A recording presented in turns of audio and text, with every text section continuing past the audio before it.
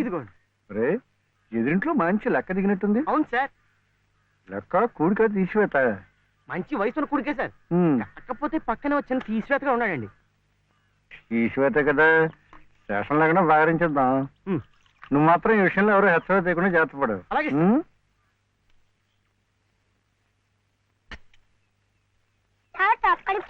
నువ్వు జాగ్రత్త. పట్టుకోమనే నాకు కూడా.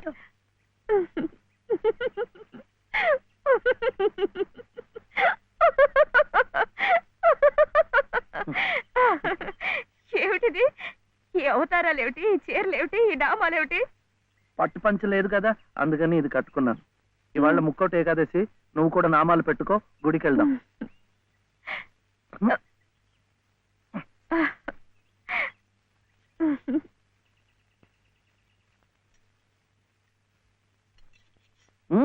వద్దు, ఇవాళ ఉపవాసం. ఏమి తినకుండా ఉంటే ఎంత పుణ్యమో. ఇక ప్రతిరోజు ఏకాదశి, ఇంట్లో సరుకులన్నీ నిండుకున్నాయి. రోజు ఉపవాసం ఉంటే ఇంకా ఎంత పుణ్యమో. అమ్మాయి, నాకు ఇప్పుడే ఆకలి వస్తుంది. వద్దు వద్దు, వద్దురా వద్దురా, ఇది చూస్తే నాకు ఆకలేస్తుంది. మనం గుడికి వెళ్ళిపోదాం, అక్కడ సినిమాలు చూపిస్తున్నారట. భక్తి సినిమాలు చూస్తే ఆకలేదు. డబ్బు ఇవ్వక్కర్లేదు, ఊరికే చూపిస్తున్నారు. మొదటి సినిమా పాత సంపూర్ణ రామాయణం చూస్తూ నిద్రపోవచ్చు.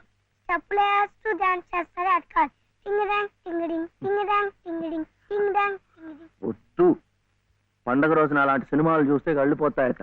హరే రామ హరే కృష్ణ చెప్పిస్తూ ఉందాం అంతే. జపాలు చేస్తూ సినిమాలు చూస్తే ఆకలి తీరదండి. 2 పూట్లు గడిచే మార్గం చూడండి. ఏముంది, సరుకులు తెచ్చుకుంటాం, వండుకుంటాం. అదే, ఎలా తెచ్చుకుంటాం? డబ్బులు ఇస్తాం, తెచ్చుకుంటాం. డబ్బు ఎక్కడి నుంచి వస్తుంది? ఉద్యోగం చేస్తే వస్తుంది. ఉద్యోగం ఎవరు చేయాలి? నువ్వే. వీడేమో చిన్నవాడు, నాకేమో చదువు లేదు.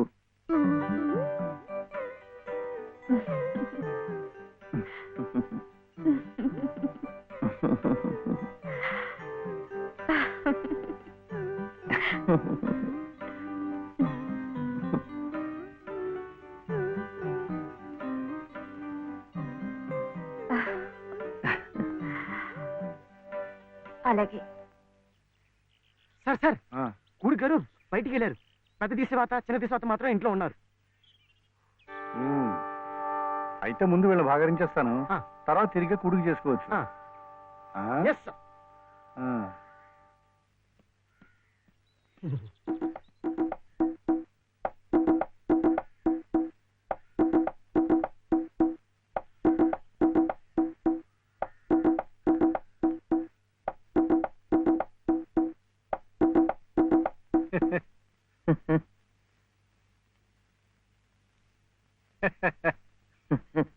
ఆహా, పెదవులు మీ చిరునవ్వు, పేరు శివుడు, పెట్టినవి పంగనామాలు. శివాయ విష్ణురూపాయ శివరూపాయ విష్ణవే. తప్పు, ముష్టివాడు ముష్టివాడైతే బొగ్గులవి ఇంత లావుగా ఉండవు. తిండి లేకుండా ఎండిపోయి ఉంటాడు. కూర్చోండి. ఏమిటి బాబు, నీ చెయ్యి మీద కూర్చున్నానా? చీర. చీర మీద కూడా కూర్చున్నానా? లలిత చీర. లలిత చీర? ఆహా, మనిషిలాగే చాలా లలితంగా ఉందయ్యా. ఏమిటక్కడ కనిపించరు? లలిత గారు లేరు. లలిత గారు ఉద్యోగానికి వెళ్ళారు. అన్నన్నన్నన్న, చెట్టంత మొగాళ్ళం మనం ఉండి మొగ్గలాంటి ఆడదాన్ని ఉద్యోగానికి పంపిస్తా ఉంటాయా? ఛా, అసలు ఆడదంటే ఏమిటి? స్త్రీ. స్త్రీ అంటే ప్రకృతి. ప్రకృతి అంటే ఆడది. స్త్రీ, ప్రకృతి స్త్రీ. అటువంటి స్త్రీ స్వరూపాన్ని మన ఇల్లు కాదని అడ్డమైన గడపలు తొక్కిస్తా ఉంటాయా? చిచి ఏమయ్యా, ఈ విషయం వినగానే మగ పురుషుణ్ణి నా తలే కాళ్ళ దాకా వెళ్ళిపోయింది, మరి నీ తల ఎక్కడి దాకా వెళ్ళిపోయిందో నాకు తెలియటం లేదు. తప్పే. పాపం లలిత చాలా కష్టపడుతోంది. కానీ నాకేమో చదువు రాదు, వీడేమో చిన్నవాడు. ఇవన్నీ అడ్డంకులు కావు, కాకూడదు, కారాదు. మగాడి ఏకైక లక్ష్యం ఆడదాన్ని పోషించడం, ఆ ప్రకృతి స్త్రీ ఆడదాన్ని సుఖపెట్టడం. ఇది నా థియరీయే కాదయ్యా, ఇంగ్లీష్ వాడు కూడా దొరసానమ్మల్ని పోషించుకోవడానికి బెగ్ బారో ఆర్ స్టీల్ అన్నాడు. బెగ్ ముష్టెత్తుకో, బారో అప్పు చెయ్యి. మళ్ళీ తీర్చలేం కదా. వద్దు, అందుకే స్టీలు దొంగతనం చెయ్యి. పెడతారు. కరెక్ట్, అందుకే ముష్టి బెస్ట్ అని ఫస్ట్ ను పెట్టాడు. తప్పు, ముట్టెత్తుకోకూడదు. కుర్రవేళకి అర్థం కావటం లేదు. పసజ్ఞానం. ముష్టెత్తుకోవడం తప్పులేదనమాట. ఇప్పుడు ఇప్పుడు ఇప్పుడు నాకు ఇచ్చావయ్యా. మీరు కూడా నాకు చాలా నచ్చారు. అయితే మీరు బాబుని చూసుకోండి, నేను వెళ్ళి ముష్టెత్తు. అమ్మమ్మమ్మమ్మ, సత్తు ఉన్న నిన్ను చూస్తే సత్తు పావలా కూడా వాళ్ళు వెయ్యరయ్యా. నీతో ఈ పసివాడిని తీసుకెళ్ళావనుకో, పాపం పసివాడిని 10 రూపాయలైనా ఇస్తారు. Child sentiment. ఈ ఏర్పాట్లన్నీ నేను చేస్తాను, కానీ ప్రకృతి స్త్రీని పోషించడం కోసం 2-3 గంటల దాకా తిరిగినా పర్వాలేదు.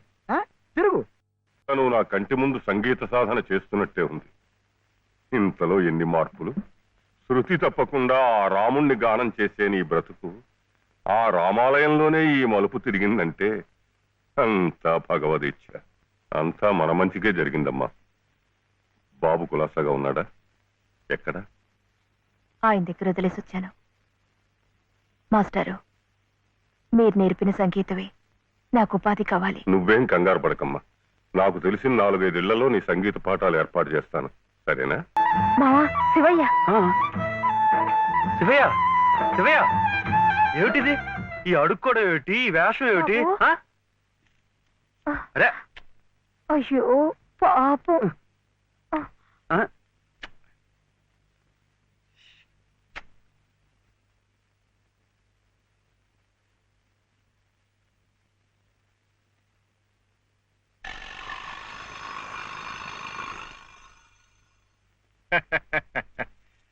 శివయ్య గారు వెళ్తూ నాకు ఈ తాళం చెవి ఇచ్చి వెళ్ళారు. అప్స్టేర్స్.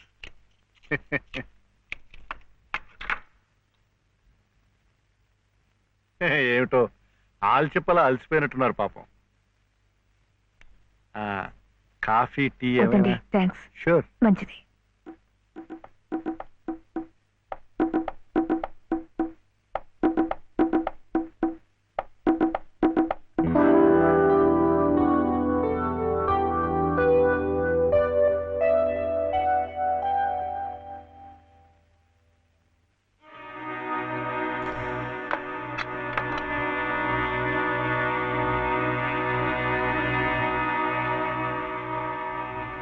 తీసుకోండి ప్లీజ్.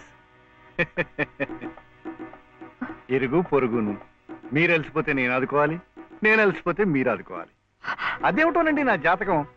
ప్రకృతి స్త్రీ నా కళ్ళ ముందు కష్టపడుతూ ఉంటే చూడలేను, చూస్తూ ఊరుకోలేను. మీ సమస్యలు ఏమిటో నాకు చెప్పండి. ఆర్థిక సమస్య, దాంపత్య సమస్య, ఏ సమస్య అయినా తీర్చగలను, న్యాయం చేయగలను. మీ సహకార సానుభూతి నాకేం అక్కర్లేదు, వెళ్ళండి. చూడు శివయ్య అర్ధరాత్రి దాకా ఇంటికి రాడు. నువ్వు ఒంటరిగా ఉన్నావు, అందంగా ఉన్నావు, నేను ఒంటరిగా ఉన్నాను, ఆకలిగా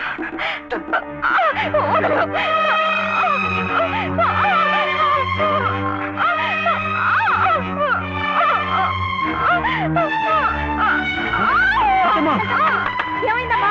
ఇప్పుడు కనిపిస్తుంది, కనిపించమ్మా.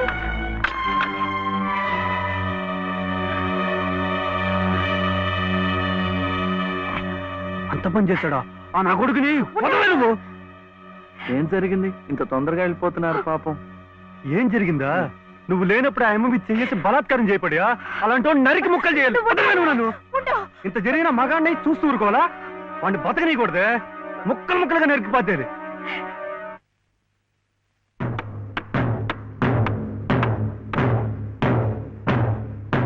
ఎలా శివయ్య? అడుగు నేర్పారు కానీ కొట్టడం కదా.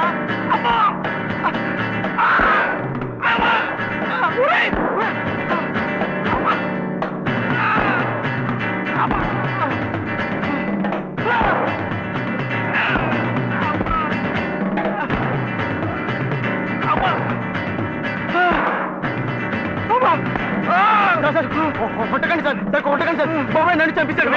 శివయ్య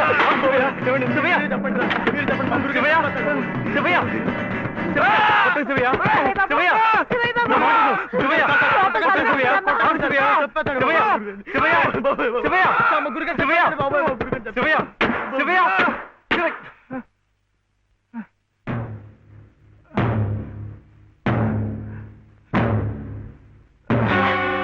చచ్చిపోయారు బాబోయ్! మా గురుగారి క్షమ చెప్పించండి బాబోయ్! తొందరగా పోలీసులు రండి. ఎంత పని చేశారండి ఆ?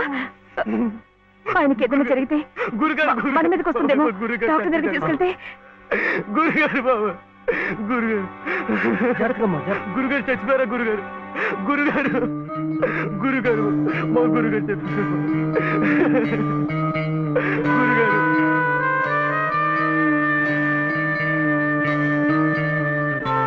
డాక్టర్ గారు డాక్టర్ గారు నమస్కారం అండి. నమస్తే. ఈయన మా ఎదురింటి మేడ పైన బా ఇక్కడ కాదయ్యా ఇక్కడ ఇక్కడ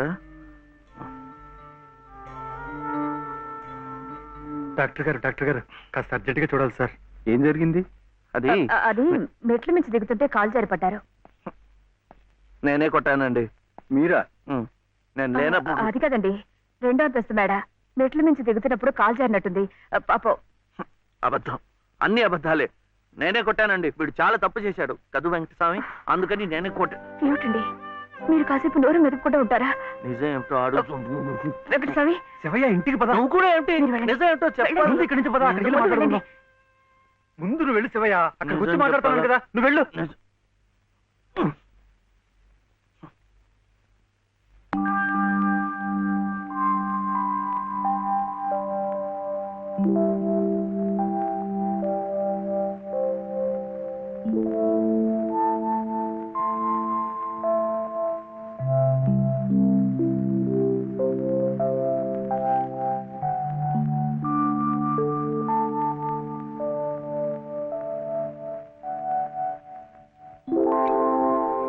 ఇక నుంచి నేను నిజం చెప్పాలా అబద్ధం చెప్పాలా? మీరిద్దరూ భోంచేశారండి?